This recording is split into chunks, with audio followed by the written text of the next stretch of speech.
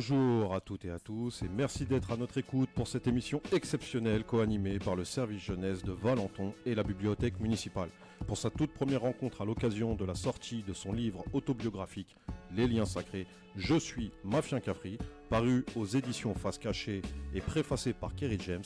Manuquet nous fait l'immense honneur de venir à Valenton pour nous raconter son parcours. Pour animer cette émission exceptionnelle, nous avons à côté de nous Aymen. Bonjour, moi je suis là. Et Thierry.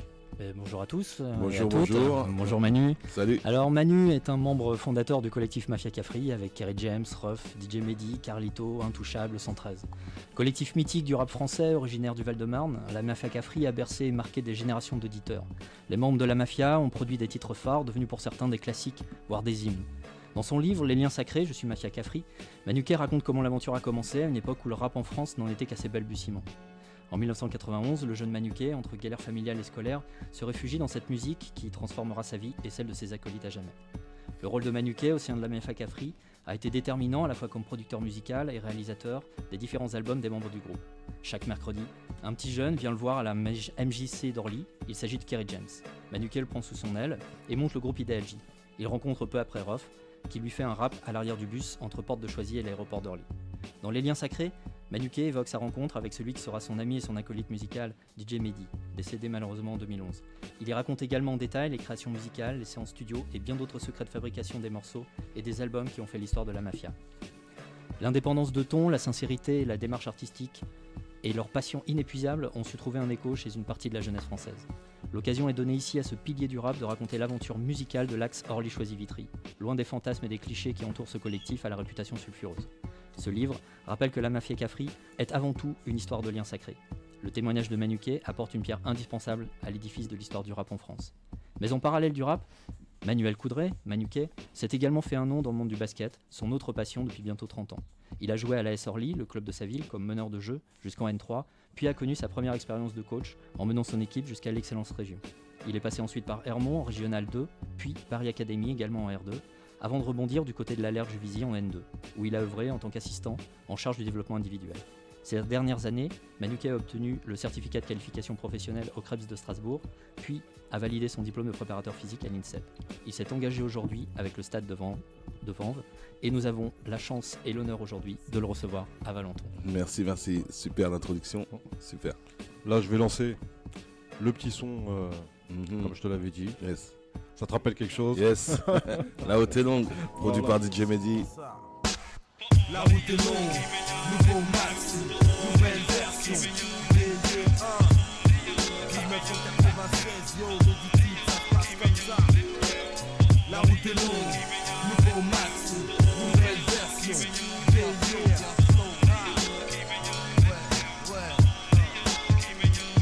Je t'écoute chez WAM, je matais la TV, MTV, mon téléphone sonne, je décroche, c'est ma lady. Je file un rencard, j'arrive 3 heures en retard. J'avais du studio à faire et du cash comme Escobar. La rue est une jungle urbaine où les jeunes vivent freestyle chaque jour, Dieu m'aide à survivre. Je lance mon amour cash pour le hip-hop, de belles rimes, slow bass, mix au top. Je pars en concert, calibre en poche, c'est dur. Un mec m'agresse, il m'enlève la vie à coup sûr. Je suis un MC populaire, les gens me connaissent. J'habite en banlieue, je traîne à Paname, je fais du business. J'introduis de nouvelles techniques, j'rappe sur des beats, tu raccroches un large public, facile. Je prends le micro hardcore sur 3000 watts. Je lance des émeutes dans les concerts comme dans les quartiers Watts. La route est longue, nouvelle version. Je offre les majors et fais moi-même ma promotion. J'ai gravi des étapes, j'ai traversé le ciel. J'ai brandi mon emblème hip-hop, hardcore, slow. J'ai dû à comprendre, chacun a sa chance. Mais pour le rap en France, la route est longue. Trop longue, nouvelle version. En 87, roule pour le hip-hop, oublie les flingues et baskets. C'est dur à comprendre, chacun a sa chance. Mais pour le rap en France, la route est longue. Différents types en action. Toutes les meufs et les mecs kiffent à max mon son. Tu connais le slogan. J'pars faire la teuf avec mes lascars. Marine paye, j'ai du cash comme Escobar. Un baguinage, un micro dans les mains. Je pars à l'assaut pour tous les MC de demain, yo. J'pars faire la teuf avec mes lascars. Marine paye, j'ai du cash comme Escobar. Un baguinage, un micro dans les mains. Je pars à l'assaut pour tous les MC de demain. Jusqu'ici la route a été longue, trop longue. malgré cela on persévère et vous propose la bombe de l'underground. Différents types à le flow. Depuis la belle époque, la vieille école roule à nos techos. Je sors mon maxi, le deal c'est mon produit. Représente le hip-hop, mon ghetto. Respect pour mes homies. Lis le Jason par faire la teuf. En l'an 96, j'oublie les embrouillés, les keufs. Mon portable dans ma main droite, mon zipper à ma ceinture. Une panoplie de chaînes en haut, et yo vise l'allure. Le bad boy fourgue ça dope légal. Le business devient big si l'on pense international. Je veux faire danser des bitches, faire lever des points. L'artiste que je suis est marginal, so vas-y passe le winch. Je veux ma notoriété, un maximum de flous pour les loose days. On fait la bringue et fou, l'ambiance dans les soirées de Paname. Le son qui tourne est aussi violent que le bal de mon arme. Mon CD, yo, vaut bien tout l'or du monde. A plus Lascar, on trace, la route est longue. C'est dur à comprendre, chacun a sa chance. Mais pour le rap en France, la route est longue. Trop long. Nouvelle version en 87, roule pour n'oublie pas couper les flingues et baston. C'est dur à comprendre, chacun a sa chance. Mais pour le rap en France, la route est longue. Différents types en action. Toutes les meufs et les mecs kiffent à max mon son. J'pars faire la teuf avec mes lascars. Marine paye, j'ai du cash comme Escobar. Un baggy large, un micro dans les mains. Je pars à l'assaut pour tous les MC de demain. J'pars faire la teuf avec mes lascars. Marine paye, j'ai du cash comme Escobar. Un baggy large, un micro dans les mains. Je pars à l'assaut pour tous les MC de demain.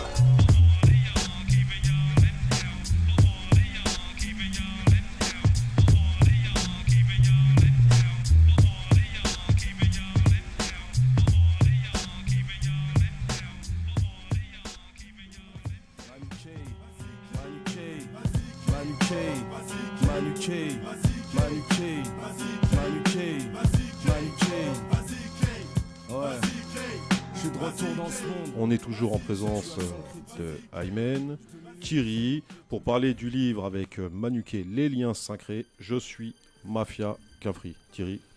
Alors Manu, on est là pour discuter de comment tout ça s'est monté. Et pour toi, tout a commencé à Orly. Ouais. Est-ce que tu peux nous parler de cette ambiance, la MJC, la danse, tes influences aussi Ouais. Et puis ensuite, on parlera des rencontres.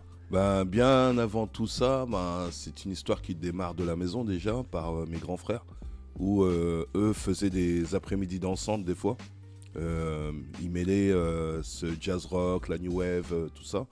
Et moi j'étais petit, à cette époque je devais avoir 8-9 ans, j'étais en primaire. Et après, quand ils sont partis de la maison, moi j'ai un peu récupéré les cassettes qu'ils avaient. Et là arrive le moment de Radio Nova ils me laissent les cassettes où il y avait du rap de Dynasty, Lionel D. Et moi j'écoute cette musique, je la découvre, elle arrive en France. Et c'est arrivé en CM2 où il y a un ami à moi qui s'appelle Cyril Renaud. Il insiste pour que je prenne une cassette de Renaud Séchant. Et donc il insiste. Et puis finalement je prends cette petite cassette et j'écoute à la maison. Et puis j'ai bien aimé parce que ça rimait, ça avait quelque chose d'assez marrant. Et j'ai recopié les textes et après je connaissais toutes les chansons. C'était l'album qui s'appelle Marche à l'ombre. Et c'est comme ça que j'ai moi aussi commencé à écrire un premier texte. Et il y a cette MJC qui nous accueille en 89 de par Azdin Zogby qui était le directeur de cette MJC. Il nous offre une salle qui était flambant neuf à l'époque. Et on répète là. Et puis je rencontre Miss Taflo qui habite à Orly et Lil Jason qui était de Vitry. Et puis on répète là, à partir de ce moment-là, on répète tous les mercredis après-midi.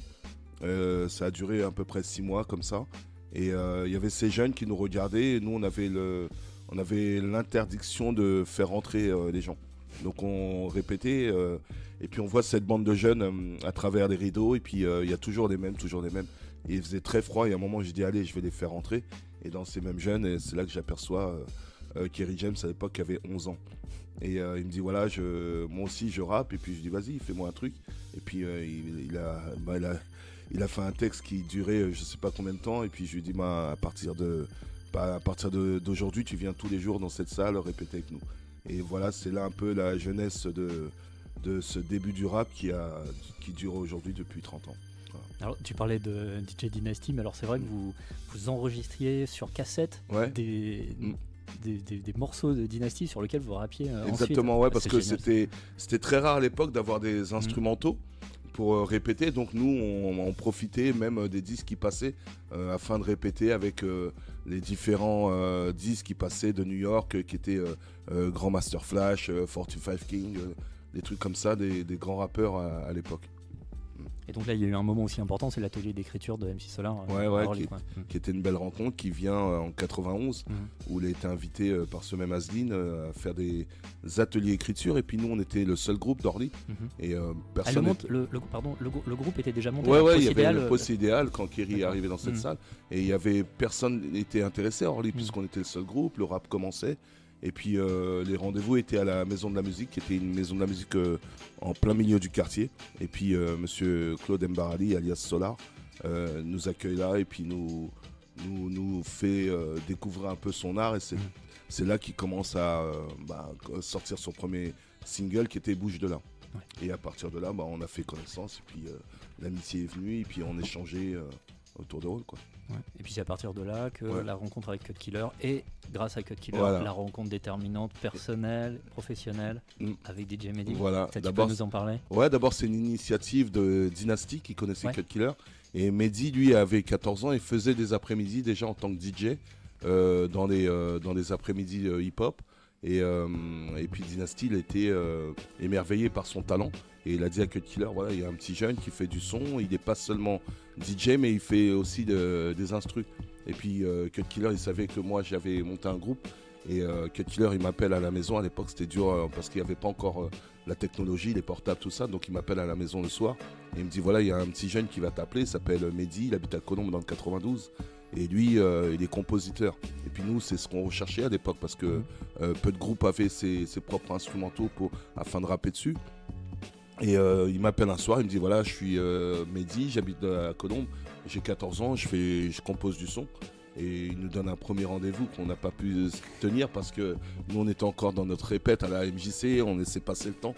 Et même on n'y croyait pas, quoi, quelqu'un qui fait du son qui a 14 ans. Et le deuxième rendez-vous, rebelote, nous on y va, c'était à Place Clichy. Mais cette fois-ci, il y avait trop de contrôleurs, donc on rebrousse le chemin. Et finalement, il m'appelle, il me dit finalement, moi je vais venir à Créteil, ça vous fait pas trop loin. Et j'ai été seul ce jour-là. Ouais. Et puis il est arrivé avec son petit Carhartt et tout. Et voilà, il m'a remis une cassette où il y avait 8 titres dessus. Et je l'ai donné à Kerry. Et puis il m'a rappelé 1 heure après, il m'a dit c'est un truc de fou, il y a des sons de New York, ça colle bien avec mes textes. Et puis quand j'ai écouté, effectivement, c'était plus qu'exceptionnel. Et puis on a appelé Mehdi, puis on a pris rendez-vous avec lui, on a débarqué. Et c'est là qu'on découvre sa mine d'or, en fait. Sa chambre qui était avec... il y avait à peu près 500 vinyles de soul, de rock, de jazz. Et il avait hérité de ça de son père qui était déjà musicien. Et on découvre comment il fabrique sa musique, comment il est passionné de musique. Et puis à partir de là, on ne s'est plus jamais quitté, quoi. Ouais. Ouais, je vais juste lire un petit passage, il y en a plein dans les livres, c'est très très beau votre histoire d'amitié, ça m'a beaucoup touché. J'en ai juste sélectionné une où Mehdi n'aimait pas faire des musiques pour faire des musiques, il ne faisait une prod que s'il la sentait vraiment. Cette recherche permanente de samples était épuisante, il ne fallait rien gâcher. Chaque instru a nécessité des heures de travail et méritait par conséquent qu'on lui laisse sa chance. Une fois le sample trouvé, Mehdi le rendait encore plus original par la découpe et la réalisation. Son talent faisait qu'une fois travaillé, ce n'était plus du tout la même musique, c'était magique. Il avait une façon d'amener la musique ailleurs, en fait. Il avait, on appelait le Mozart du hip-hop parce que il faisait pas comme certains compositeurs copier ce qui se passe aux US. Lui, il reprenait la boucle et il avait une façon de la rendre magique, quoi. Et ça ressemblait plus à rien, ça ressemblait à ce que lui avait décidé, comment il allait transposer la musique et comment il allait la faire véhiculer. C'était ça qui était exceptionnel dans son toucher, en fait. Après, ça démarre assez vite, en fait, puisque il y a la signature, signature malheureuse, en fait, avec Happy Music, pour le maxi La Vie est brutale. Ouais. Bon, le morceau est super, mais ça va vous dépendre un bon moment, ça. Parce que moi j'étais plutôt accompagnateur du groupe Idéal. Bon, ils ont commencé à tourner un petit peu, et puis après, j'ai senti quelque chose un peu malsain, et puis l'oncle Amédi, qui s'appelle Choukri, il a pris les opérations en route, et puis je lui ai dit, on continue pas sur ce contrat, et eux malheureusement ils avaient déjà signé tout ça, ils étaient partis pour un album, faire 3 albums, et ce producteur voulait les amener dans une direction qui n'était pas du tout en cohérence avec ce qu'ils faisaient ou ce qu'ils voulaient faire, et puis Et je disais sans cesse à Kerry, ouais, il faut se barrer de là, tout ça. Et puis, il a fallu rentrer dans des procédures judiciaires. Et pendant 3 ans, le groupe Idéal J n'a pas pu faire de disques ni de scène. Et c'est à partir de l'été 95 que le contrat s'est cassé. Et là, ils ont fait la première partie des NTM au Palais des Sports. Voilà. Et vous, en parallèle, Post Idéal, ouais, c'est le nom et c'est le début de Different Type. Ouais, Different Type, voilà, qu'on casse le Post Idéal pour faire la différence entre Idéal J et Different Type. Et c'est là qu'on sort notre premier maxi en 95. Manu K, Manu K, Manu K, Manu K, Manu K, Manu K, Manu K. Ouais, je suis de retour dans ce monde. Tu peux parler, Imen. Ça va, Imen? Ça va très bien. Ça va. Manu, tu vas bien? Ouais, ça va super, toi. Ça va super. J'avais une question à te poser. Ouais. Concrètement, c'est quoi qui t'a lancé, qui t'a vraiment lancé dans le rap? Est-ce que tu avais des influences, tout ça? Mes influences sont venues au fur et à mesure d'écouter du hip-hop. Déjà, tout particulièrement des US, voilà, outre-Atlantique. Ma première influence a été Nas en 80, où je découvre en 93 un ami de Mehdi qui arrive de New York. Et il ramène une cassette qui était une mixtape à l'époque, voilà, comme on peut écouter aujourd'hui sur YouTube. Et là, c'était une cassette ou un CD produit par DJ Clue, un DJ américain qui vendait énormément de cassettes dans les rues de New York. Et il fait écouter cette mixtape, cette cassette, où il y a ce jeune Nasir Jones qui s'appelle, qui a 17 ans à l'époque, où il sort un maxi. Et on déteint déjà la révélation de New York parce qu'il a une façon d'écrire et une façon de visualiser les choses, c'est-à-dire dans la rue, son phrasé a une certaine imagerie. Donc Mehdi était déjà bilingue à l'époque et lui il me traduit un peu ce qu'il raconte dans les textes. Et ça m'a tout de suite parlé. Puis l'album Illmatic est un album classique, l'un des 5 albums mondiaux aujourd'hui. Et il arrive 1 an après, en 94. Et c'est grâce à cet album qu'on a pu thématiser un peu nos écrits, en fait. À l'époque, on rappait un peu dans les go trips, on parlait de nous, de notre quartier. Et à partir de ce moment-là, où cet album est arrivé, on a eu une hiérarchie par rapport au texte. Tu vois, on parlait des choses un peu concrètes, on avait vraiment une image. Et cet album Illmatic, comme je te dis, compte avec Dr. Dre, on va dire Biggie Small, aussi, on va dire Tupac. Et cet album de Illmatic font partie des plus gros classiques mondiaux pour moi. Voilà. Okay, merci. Au fond, c'est juste une vie. Vive allure. À vive allure. Ouais. Juste une vie. Et tant de rêves. Et tant de rêves. Juste une vie. Juste une vie. Juste une vie. Juste une vie. Et tant de rêves. Juste une vie. Juste une vie. Juste une vie. Juste une vie. Et tant de rêves. Juste une vie. Juste une vie. Juste une vie. Juste une vie. Et tant de rêves. Juste une vie. Juste une vie. Du plus profond des pensées s'échappe ces vers mélancoliques. Je relate mon passé comme l'aurait fait un écrivain alcoolique. Trop de soucis, trop d'ennuis, alors pour oublier j'écris. Je passe mes nuits à poser plein de questions sur cette vie. Mes yeux se sont fermés et un instant j'ai cru aimer. Mais en fait je m'étais trompé, ce n'était qu'un rêve que de courte durée. À l'heure j'ai été pris de vitesse, dépassé par les événements. Je n'ai même pas pris le temps d'apprécier les rares bons moments. Franchement y a tellement de choses que j'aurais dû faire et que je n'ai pas fait. Et si ma vie était à refaire, j'en mettrais plus aucune défaite. Trop souvent j'ai l'impression d'être passé à côté de plein de choses. Plein de choses se sont passées et cela contre mon gré. Je n'ai jamais cru aux sentiments, car les sentiments font tu t'attaches et te font perdre un peu toi-même, te laissant la rage comme héritage. De plus, chaque minute qui passe me rappelle plein de mauvaises images. Si je me souviens bien, dans ce monde on est juste de passage. Et le jour où je partirai, sans aucune mètre je m'en irai, malgré que j'aurais jamais connu l'amour et ses regrets. Je ne suis que le reflet de la banlieue et son portrait. Je crois que maintenant, à présent, il est bien temps concrétisé. Juste une vie, juste une vie.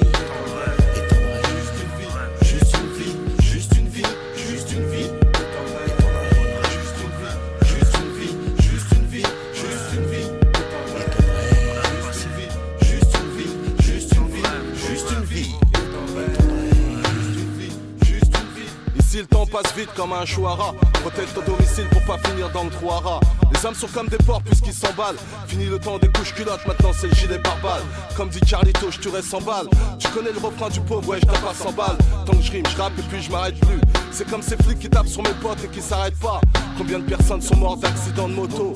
Combien de personnes tuées en auto? T'as peut-être connu ce mec qui venait du bled, qui criait à l'aide face à ses skinheads et qui est rentré en puzzle à la baraque. Et ce taxi qui refuse de prendre les négros et les arabes après 1h du mat. Je te parle même pas de ces contrôleurs qui mettent des amendes et ces minots qui veulent mettre l'écran à l'amende. Tu connais l'histoire, ces références. Si cette année on fait recette, tout change comme la monnaie en France. Ces grandes rues, ces grands châteaux. Ils oublient souvent ces cités et ces ghettos. Ils en parlent mal trop souvent et ça devient trop saoulant. On est saoulant, prise du système. J'ai jamais été condamné. On dit que c'est pas mal pour un mec à bientôt la trentaine d'années. Des faits divers par centaines, par des jeunes qui ont la quinzaine. Petit délit à l'appel, et puis les juges les rappellent. Et puis c'est la prison ferme, mais ça nous concerne tous. C'est un rêve, juste une vie, juste une vie, juste une vie, juste une vie. C'est un rêve, juste une vie, juste une vie, juste une vie, juste une vie. C'est un rêve, juste une vie, juste une vie. Sache qu'à vive allure, le malheur frappe à ta porte. Colfort donc ses mesures, récitez donc à tes apôtres. J'ai 22 printemps et tant de talent pour parler de la vie. Laissons le temps au temps, mes récits devenir poésie, ainsi que ma vie. Triste résumé d'un monde insoumis. Et pour s'associer avec le diable, plus d'un six sont mis. Tous perdent le sens des valeurs, la violence prend de l'ampleur. Et quand les temps sont aux pleurs, beaucoup rient de votre malheur. Ainsi s'achève une vie dure hardcore, tranchant comme un glaive. Qui aurait dit que le mal ne me laisserait aucune trêve? Apparemment aucun de vous. Depuis toujours beaucoup ont de cordes à leur cou. Mon cœur contient en lui toute la tristesse d'une vie. Alors mes vers sont poésie et mes récits sont tragédie. Quand je repense à tous ceux que j'ai connus et que je vois Au grand bonheur et ses vertus, aujourd'hui je n'y crois plus. Parfois je me demande même s'il n'est pas temps de se repentir. Chercher à s'en sortir, plutôt s'auto-détruire. Le jour du jugement dernier, que Dieu ait pitié de mon âme. Qu'il me pardonne tous mes péchés ainsi que mes fautes graves. Juste une vie, juste une vie, juste une vie, juste une vie, juste une vie, juste une vie.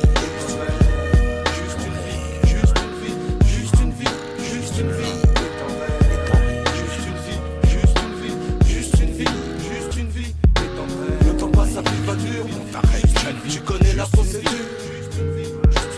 Au volant sans ceinture, quête ton rétroviseur. On t'a pris en filature. Le temps passe à vive allure, on t'arrête jeune. Tu connais la procédure. Au volant sans ceinture, quête ton rétroviseur. On t'a pris en filature. Vive allure, on t'a pris en vive allure. En filature, au volant, ta ceinture. Quête ton rétroviseur. En filature, à vive allure. Filature. Manu Chain, tout chaque clic. et tendre rêve, et tendre rêve.